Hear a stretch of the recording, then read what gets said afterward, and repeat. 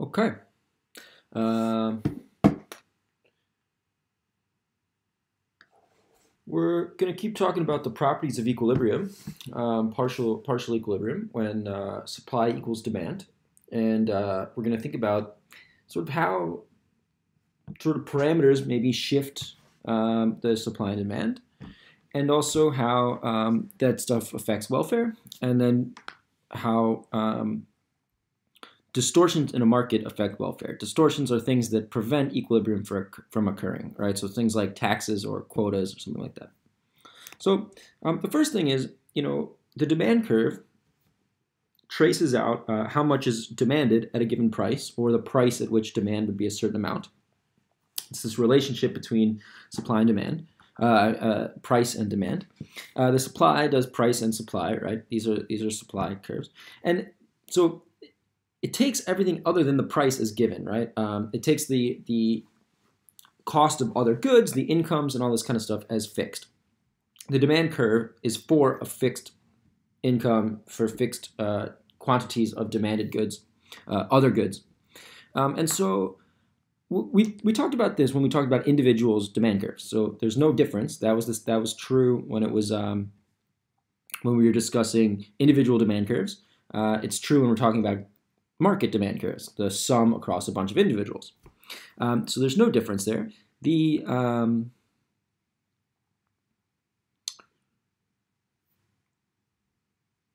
Remember that basically the definition of a demand curve was the Walrasian demand function, or correspondence, when we fixed all of the inputs except for the price of the good in question, right? So naturally, all the other things, even when they are actually choice variables, such as the demand for pears when we're talking about apples or something like that, is actually fixed when we're talking about a demand curve, and it's considered a parameter, right?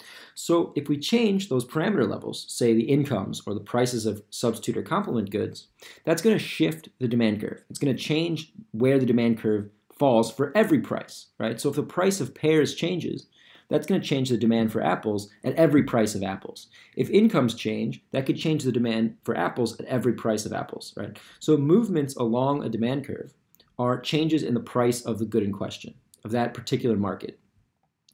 Changes in prices of other things, changes in fads, changes in utility, in preference, changes in income, all of those things are actually shifts to a completely new demand curve. And we could say the exact same stuff about supply curves. Changes in price change the quantity supplied, whereas changing the number or composition of producers, changing technology, changing inputs, all of that stuff would be corresponding to a change in the demand curve itself, so a shift of the demand curve. So there's two kinds of ways that the price can change in this model. One would be moving along a demand curve, and the other would be shifting the demand curve entirely. And the same thing can be said for supply. The effect of a shift in a demand curve, so say new producers enter the market, this changes the supply curve. So at every price there's more supply because there's more people supplying the good, able to produce at a given price. The effect on price, and therefore the effect on quantity, the effect on the equilibrium of this market, depending on a shift of the supply or demand curve, is responsive to the slope of the other curve. So the change from a shift in demand is relative to the slope of the supply curve. The change in a shift in supply is relative to the slope of the demand curve. I'll show you a picture on the next slide. And it's related in some sense to the inelasticity or elasticity of this demand curve or supply curve, right? Elasticity of supply is defined exactly like elasticity of demand. Remember, the elasticity is the percentage change in quantity over the percentage change in price.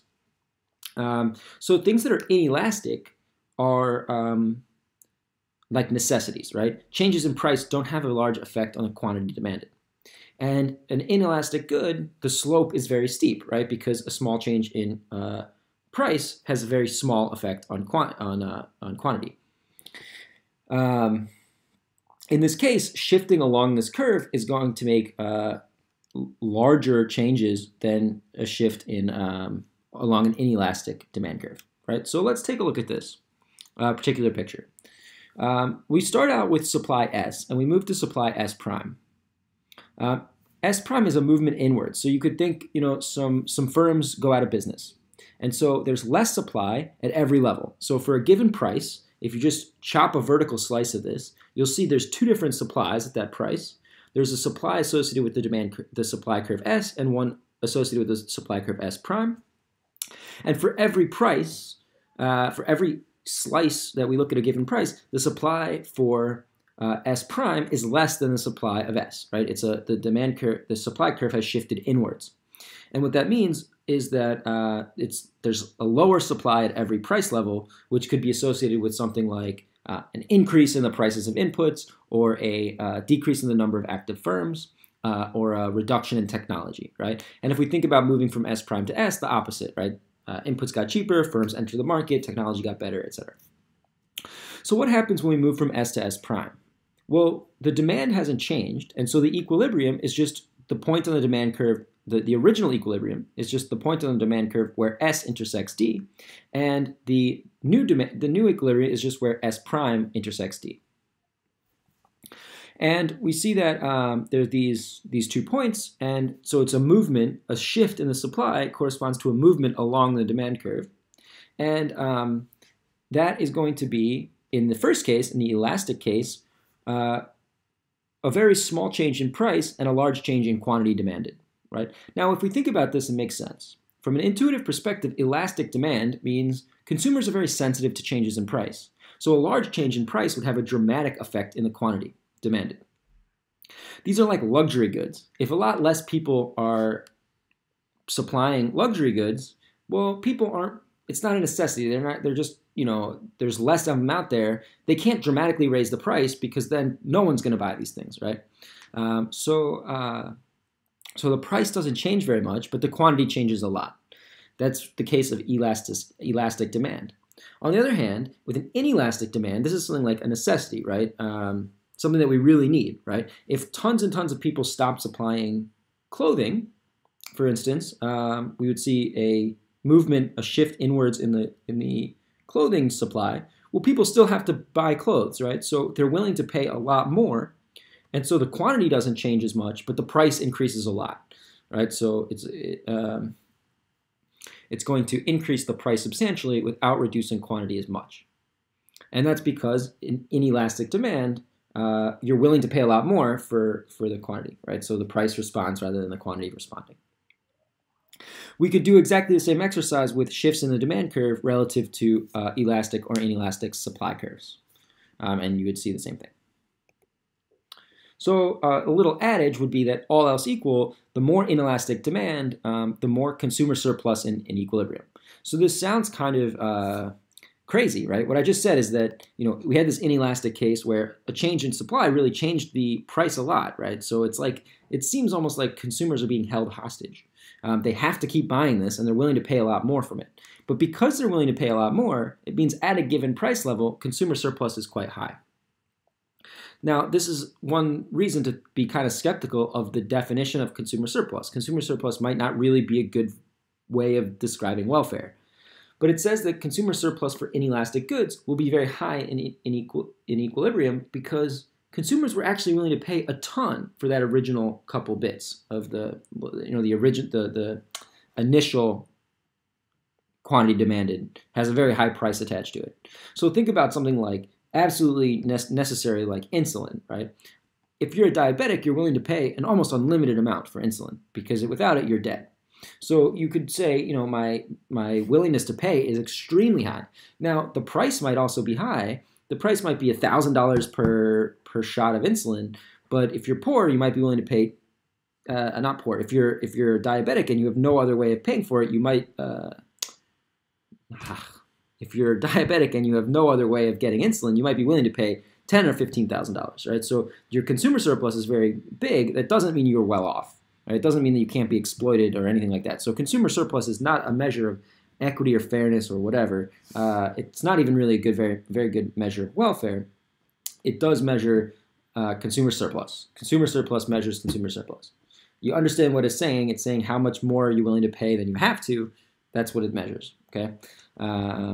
But the more inelastic the demand, the higher the consumer surplus in equilibrium. And we can look through that with some exercises in the case of linear demand in the homework. So next we can start to think about distortions in a market. So what happens to welfare when, say, there's a quota? So one particular type of distortion would be a quota, which is you can't sell any more than this certain amount, right? We often have import quotas. I think the most common quota that exists is like there's a set amount of imports that you can make in a given year. Say, some agricultural product from another country, and the government artificially says we can't import more than X number as a way of protecting local competitors. So if there's a quota that says we can't import more than so many number of cars from another country or so many bushels of wheat, what happens to total surplus, consumer surplus, and producer surplus? Well, you should intuit that it goes down, right? And the idea is that equilibrium is in some sense efficient. It's what happens on its own. And so any distortion to this, any artificial restriction or manipulation of the equilibrium is in some sense worse than the equilibrium because you're moving away from what something naturally wants to do, right? So this is sort of like a revealed preference. Everybody in this equilibrium is optimizing. Given the price that exists, I'm welfare maximizing, blah, blah, blah. If you push us away from that, then we're not going to be able to maximize our utility, or we're not going to be able to maximize our profit or whatever. And so in some sense, these distortions are distorting the optimization process and therefore lowering overall welfare. When I say overall welfare, I mean consumer surplus plus producer surplus, limiting total surplus. There are caveats to this, which I'll get to in a second. But let's just look at it in the case of a quota.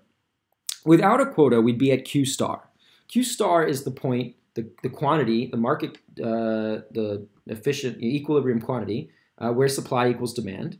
And the price would be P star, which would be the price that clears the market such that prices and such that demand is equal to supply. And then we're going to reduce this quantity to Q1.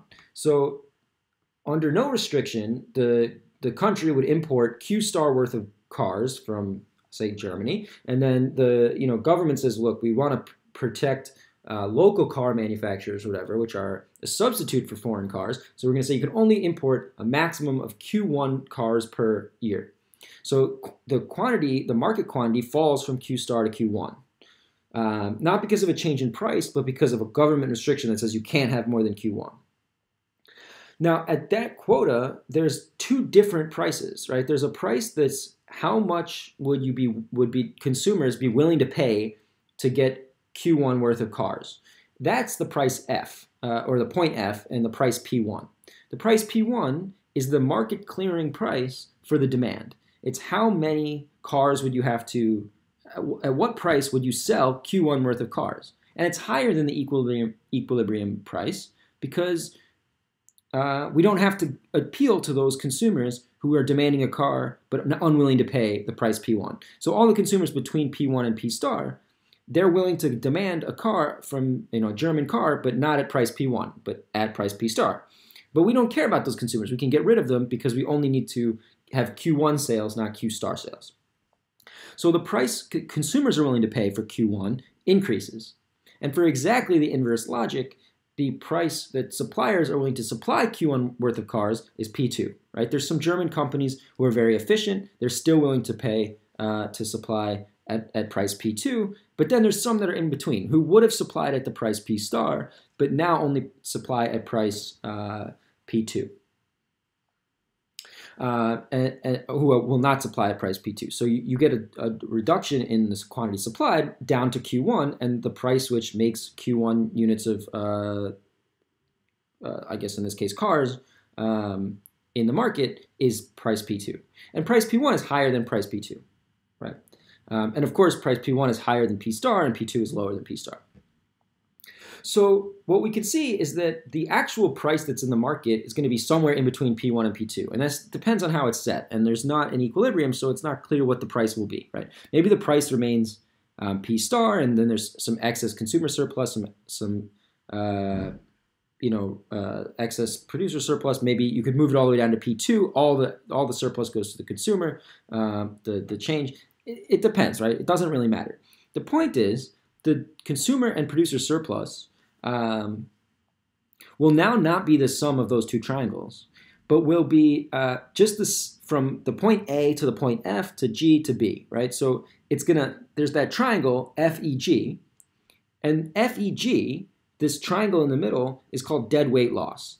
It's what gets destroyed, the surplus that gets destroyed by this quota.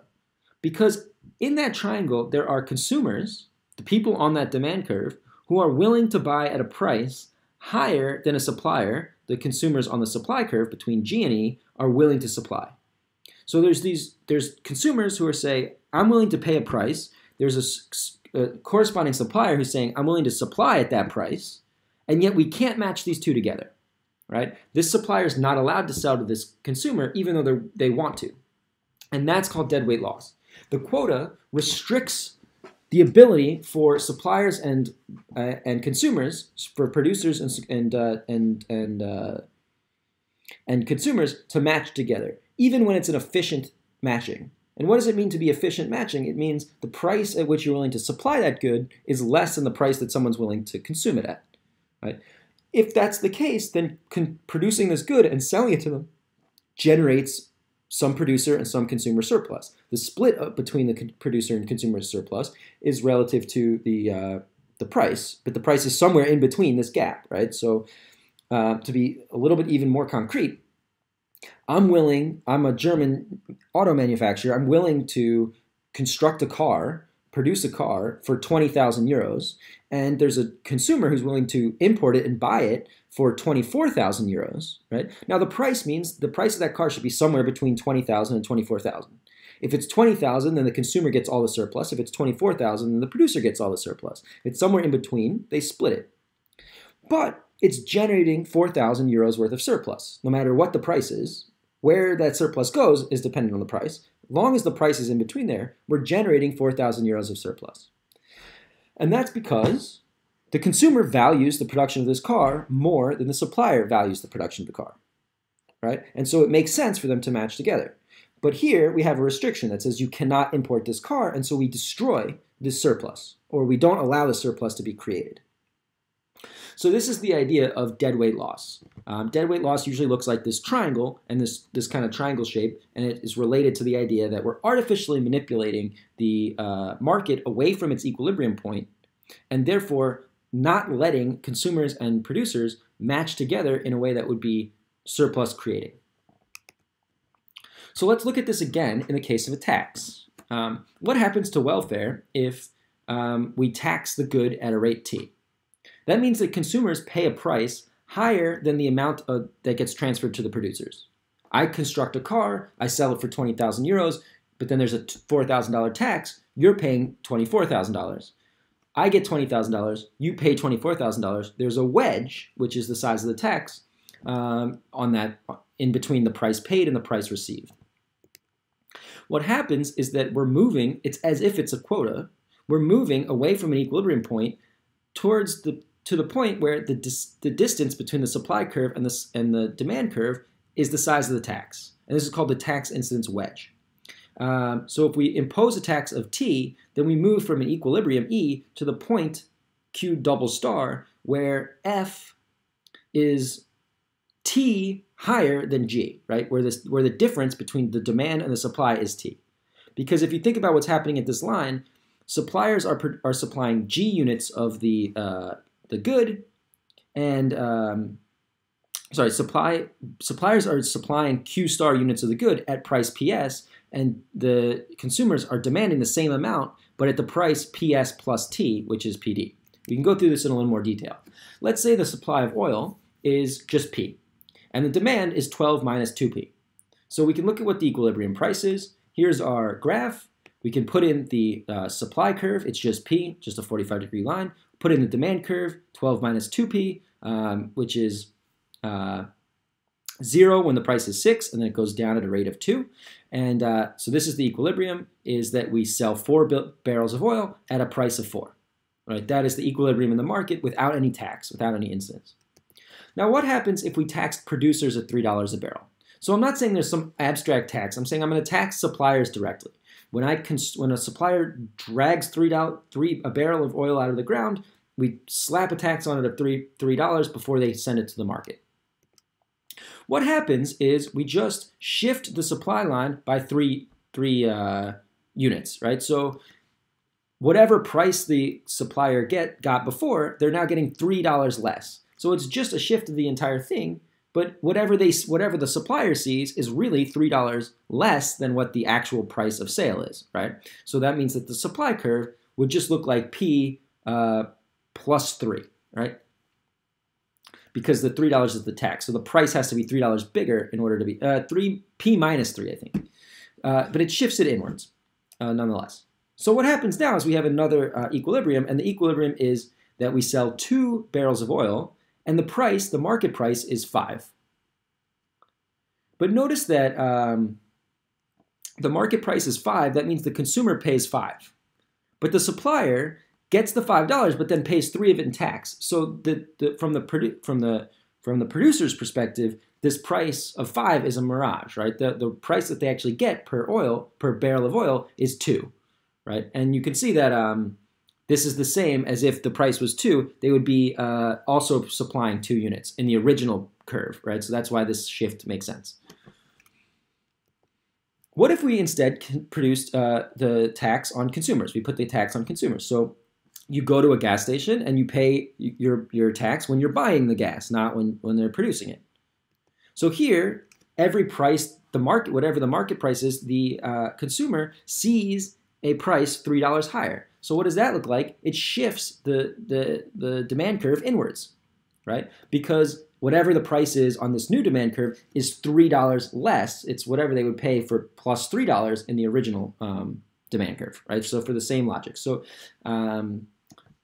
you should be able to write down the equations and convince yourself that these are the right shifts, right? That whatever you're doing now is what you would have done before with a $3 tax on it. Now what happens here is we have a equilibrium of price is 2 and the quantity produced is 2. But notice that this market price of 2 is what the supplier gets. It's the producer does get this $2, but it's a mirage for the consumer because they get the market price, but then they have to pay $3, so they're actually paying 5. Now remember, before we had a market price of 5 and the producer was getting 2. Now we have a market price of 2, but the consumer is paying 5. So in a sense, we've calculated the same thing, but we've shifted the opposite curve, but it seems like everything's kind of coming together now, right? And the equilibrium quantity has stayed fixed at 2 both times. Now what we could do is, all right, in either case, this is just reiterating what I just said. The Q star, the equilibrium quantity is 2. The consumer paid a 5. The producer paid 2, and the government got the tax revenue of 3 times the quantity 2. So what happens here is we have our original supply and demand curve. Instead of shifting either of them, we could just look at where do they diverge by the size of the tax, right? This is what I originally said, this tax wedge. So instead of looking at for an equilibrium, we're going to look at for a point where the difference between supply and demand is the size of the tax, which is 3. This occurs at the quantity 2, right? At the quantity 2, X is 3 units higher. The price at which you sell 2 barrels of oil is 3 units higher, $3 higher than the price at which you produce 2 barrels of oil, right? So that dotted line is 3 units long. And that's why we're looking at this position 2. And now we can look at, well, at that point 2, whatever's above the price paid by the consumer, the price paid by the consumer is 5, right? Because they're paying the upper end of this wedge. And so their consumer surplus is what's above what they're actually paying, which is $5, and the demand curve, right? So the consumer surplus is calculated in the same way, but instead of the equilibrium price, it's the equilibrium price plus the tax, right? Or the tax revenue, whatever. The thing above the top of the tax wedge. The producer surplus, same thing. It's whatever's below the price that's received by the producer, right? Which is, in this case, 2. And then in the middle, we have government revenue, right? So what's in this box? That's government revenue. Well, for each of the 2 barrels of oil, the government collects $3 worth of tax. So the total tax collected is 2 times 3, right? Which is the size of this rectangle. It's 2 units long, and or 2 units wide and 3 units high. 2 units long is the quantity, and the 3 high is the size of the tax. So these 3 triangles represent surplus. Surplus that goes to the consumer, surplus that goes to the producer, and now we have a third kind of surplus which goes to the government. And then finally, we have this triangle, which again represents deadweight loss. This is barrels of oil that should have been produced in the sense that consumers found it worthwhile for producers to supply it, right? There was a price at which consumers wanted that barrel of oil, and suppliers are willing to extract it, but because of the tax, no one's willing to pay the $3 of tax, right? There's not enough of a surplus generated to cover the cost of the tax. So this says that taxes reduce surplus.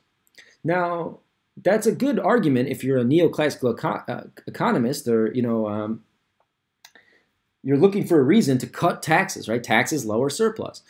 But that depends very much on what is the government doing with that tax revenue, right? So if the government is doing something constructive with that tax revenue, and that constructivity could be welfare improving beyond the size of the deadweight loss. So humans generally can't individually pay for education and defense and healthcare and things like this. There's an enormous efficiency to pooling together resources to create schools and hospitals and armies, right? If every person had to pay for their own private army, it'd be an extremely inefficient process. Like there's a returns to scale on the production of these national programs. And therefore, the tax receipts can be welfare improving beyond the deadweight loss. So you are absolutely 100% losing surplus in this particular market. And that's true, right? But overall, when you start to analyze the larger picture, you might not be losing surplus because that tax revenue might be useful in a way that more than makes up for the deadweight loss. The second thing to note here is that sometimes you actually want to distort markets. So in the case of oil, we might want to tax oil to disincentivize the use of oil because there's an externality, right?